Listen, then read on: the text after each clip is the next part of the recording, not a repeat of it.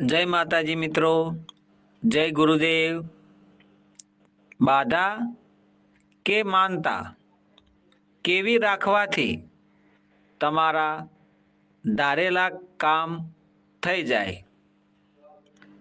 તમે તમારા જે દેવી દેવતા હોય, તમે જેને માનતા હોય, કોઈ પણ દેવી દેવતાને જેના પર તમને વિશ્વાસ હોય, શ્રદ્ધા હોય, ભરોસો હોય, એવા તમારા કુળદેવી કે પછી તમે કોઈ પણ ભગવાન માતાજીને માનતા હોય, એમને તમે બાધા માનતા રાખી અને તમારું કાર્ય જેવું તમે ધારેલું હોય એવું પરિણામ તમે મેળવી શકો છો। તો મિત્રો, સ્વાગત કરું છું આપ તમામનો આપણી આ મા વંદના યુટ્યુબ ચેનલમાં। તમે અને તમારો પરિવાર બધા જ હેમખેમ સર્વ કુશળ મંગળ હશો અને રહેજો।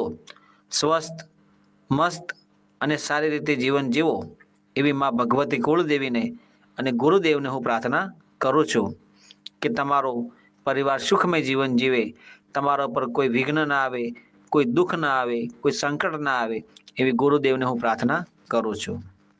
તો મિત્રો, જ્યારે જ્યારે આપણા જીવનમાં દુઃખ આવે કે સુખ આવે, એની આપણને કંઈ પણ ખબર હોતી નથી।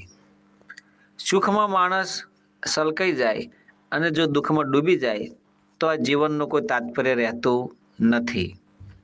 જીવન જીવવા માટે હર ઘડી, હર પલ, આઠે પહોર માણસ મહેનત કરતો હોય છે, આમ તેમ મોટા ફેરા મારતો હોય છે, પણ આ બધું ક્યારે ફળ શુભ આપણને મળે કે આપણે કુળદેવી હોય, આપણે જે દેવી દેવતાને માનતા હોય એના પર અતૂટ વિશ્વાસ, અતૂટ ભરોસો હોય કે જ્યાં સુધી પ્રાણમાં, આપણા શરીરમાં પ્રાણ હોય ત્યાં સુધી જો તમે એની ભક્તિ કર્યા કરો, એના પર અતૂટ વિશ્વાસ હોય તો એ દેવ, એ માતાજી, એ ભગવાન આપણું કામ કરે ને કરે। માં મારે ખરી અને માં તારે ખરી। જો તમે કોઈ ભૂલ કરો તો એનું પરિણામ પણ ભોગવવું પડે। જાણે અજાણે જો કર્મ થઈ જાય તો એનું પણ તમારે પરિણામ ભોગવવું પડે। અજાણે થાય તો પણ તમારે કોઈ પણ ભોગ્યાનું કર્મ તો ભોગવવું જ પડે। ના ખબર હોય, ખબર પડતી ના હોય તો તમે તમારા ગુરુદેવની સલાહ લો, તમારા વડવાઓની, તમારા દાદી દાદાઓની, તમારા જે ઘરમાં માતા પિતા હોય એમની, અથવા તમે કોઈ એવા, તમારી સંગત જો સારી હોય તો તમારા મિત્રોની, તમે એમની સલાહ લો અને એ તરફ તમારા ધર્મના કાર્યમાં તમે આગળ વધી શકો છો।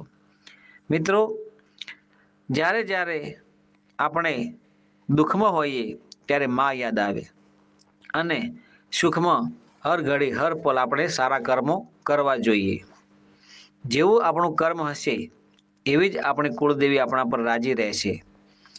આપણી સંગત સારી હશે, સોબત સારી હશે તો આપણામાં સદ વિચારો આવશે। જેવા વિચારો હશે એવું આપણું મન હશે।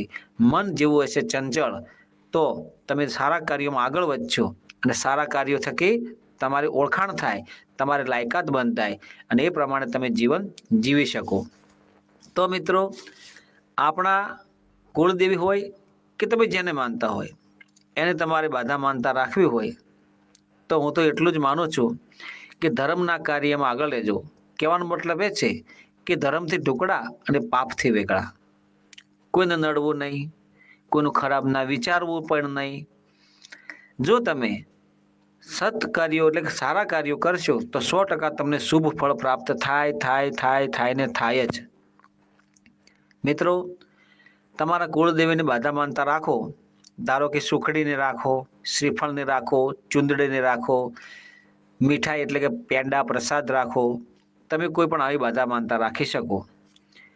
તમે કોઈ પણ દેવી દેવતા હોય, ઈષ્ટ દેવી દેવતા હોય, જેના પર તમને ભરોસો હોય તો હું તમને એટલું કહું છું કે 11 પૂળા ગાયને ઘાસ ખવડાવો।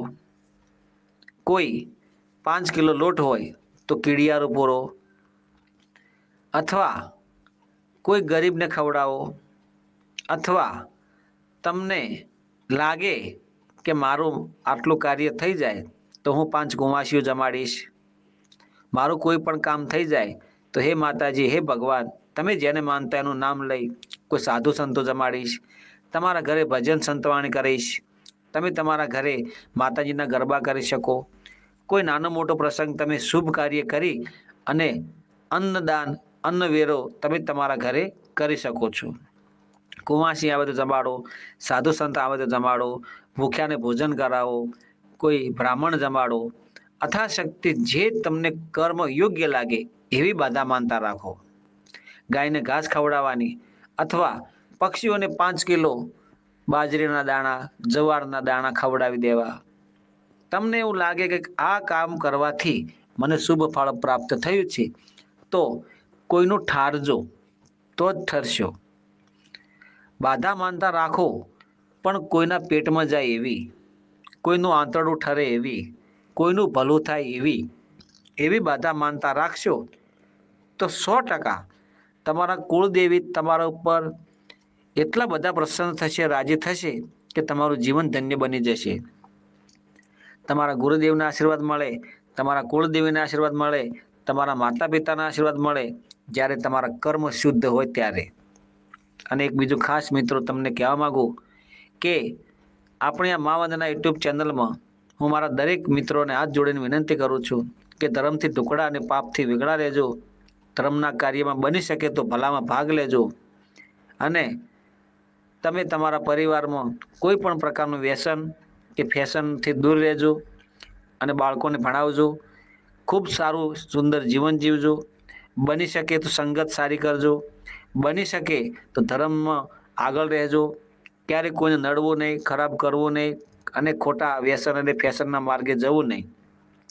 મિત્રો, એવી હું આશા રાખું છું અને તમે બધા જ મિત્રો એમ ખેમ સર્વ કુશળ મંગળ રહો એવી હું હાથ જોડીને વિનંતી કરું છું.